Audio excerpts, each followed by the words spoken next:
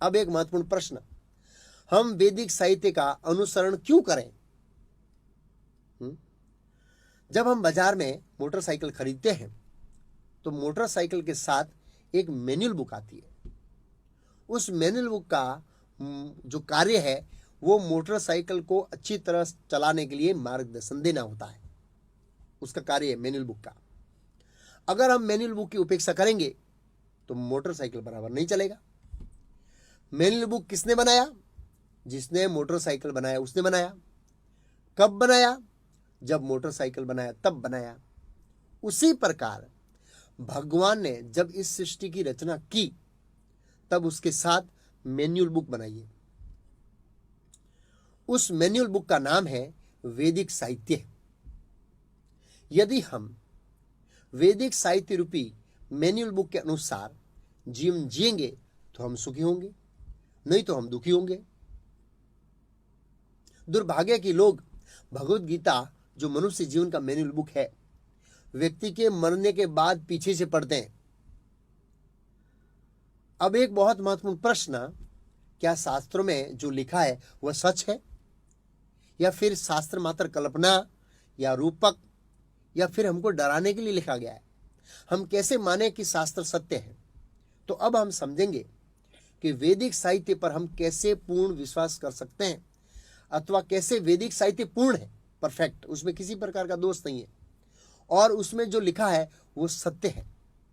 तो इस स्लाइड में वैदिक साहित्य को अच्युत कहा है। अच्युत का अर्थ है अपरिवर्तनशील, अर्थात जिसमें कोई परिवर्तन नहीं होता है, उसको बदलने की जरूरत नहीं है।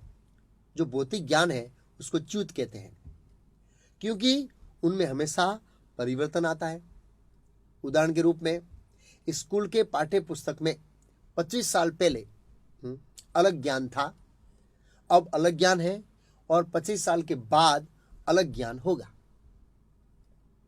भौतिक ज्ञान समय समय पर बदलता रहता है, परंतु भगवत गीता का ज्ञान ऐसा नहीं है।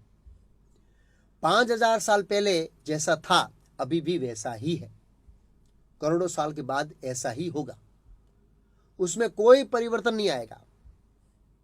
दूसरा उदाहरण, जैसे कोई व्यक्ति पुस्तक लिखता है, थोड़े दिनों के बाद कुछ याद आता है, अरे ये बात तो लिखनी भूल गया, तो उस बात को उसमें जोड़ देता है तो वो सेकंड एडिशन हो जाता है।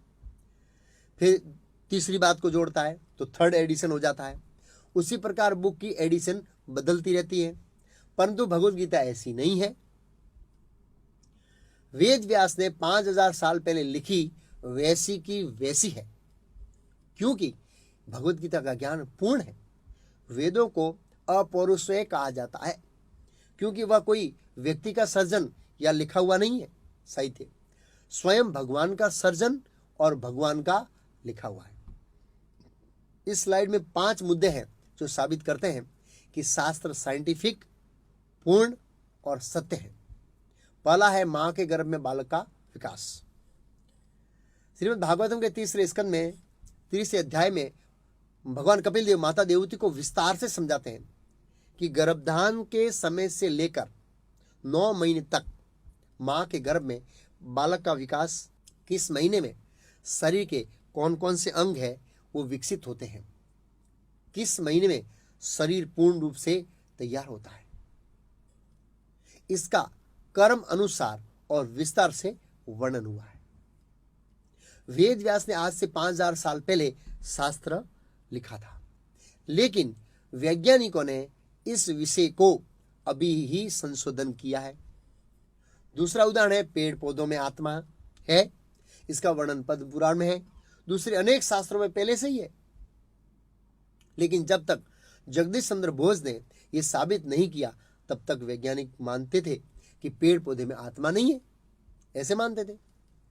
जगदीश चंद्र बोस के प्रमाणित करने के बाद वैज्ञानिक लोग स्वीकार करने लगे। तीसरा उदाहरण फायर बैक्टीरिया।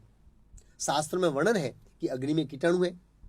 पहले वैज्ञानिक इस बात को स्वीकार नहीं करते थे, अभी वैज्ञानिकों ने इस विषय पर खोज की, संशोधन किया, अंततः वे मानने लगे।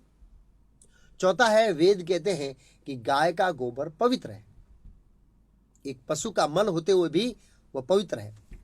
पहले वैज्ञानिक इस तथ्य को नहीं मानते थे, लेकिन 1940 में इनका संशोधन हुआ कि गाय का गोबर पवित्र है। तब वैज्ञानिक मानने लगे। 5वां है, पृथ्वी भूगोल है। श्रीमद् भागवत तथा दूसरे शास्त्रों में वर्णन है कि पृथ्वी भूगोल है। वैज्ञानिक पहले पृथ्वी को समतल मानते थे, लेकिन संशोधन करने के बाद स्वीकार करने लगे कि पृथ्वी भूगोल है। ऐसी कई सारी बातें हैं जिनका वैज्ञानिकों ने समय समय पर अलग अलग विषय पर संशोधन किया है और करेंगे। वह सब शास्त्र में पहले से ही लिखा हुआ है वेद व्यास का। इसलिए शास्त्रों का ज्ञान साइंटिफिक और पूर्ण सत्य है, उसमें किसी भी प्रकार का दोष नहीं है। छठा एक और प्रमाण है जो साबित करता है कि कैसे शास्त्रों का ज्ञान पूर्ण और सत्य है। वह है आश्चर्यजनक भविष्यवाणियां सत्य हुई। सभी शास्त्रों को वेद व्यास ने 5000 साल पहले लिपिबद्ध किए थे। उसमें महान लोगों के जन्म का वर्णन है, जैसे कि भगवान बुद्ध श्रीमद् भागवत में लिखा है, चैतन्य महाप्रभु महाभारत में लिखा है, चाणक्य पंडित श्रीमद् भागवत में लिखा है, सम्राट अशोक श्रीमद् भागवत में लिखा है उनके बारे में, जीसस क्राइस्ट भविष्य पुराण में लिखा है उनके बारे में, मोहम्मद पैगंबर भविष्य पुराण और अथर्ववेद में लिखा है उनके बारे में। इन सब का शास्त्रों में बहुत विस्तार से वर्णन है। तो भविष्यवाणी कौन कर सकता है? भगवान और उनके अवतार और शास्त्र। दूसरा कोई भी व्यक्ति भविष्यवाणी नहीं कर सकता। दूसरी ऐसी कई बातें हैं जो साबित करती है कि वैदिक साहित्य पूर्ण सत्य और साइंटिफिक है। उनको हम विस्तार से ओवरव्यू कोर्स और एडवांस कोर्स में और विस्तार से समझेंगे। सारांश स्पष्ट है कि वैदिक साहित्य ऐसे व्यक्ति से आता है जो पूर्ण और सर्वज्ञ है, जो भूत वर्तमान और भविष्य को जानता है।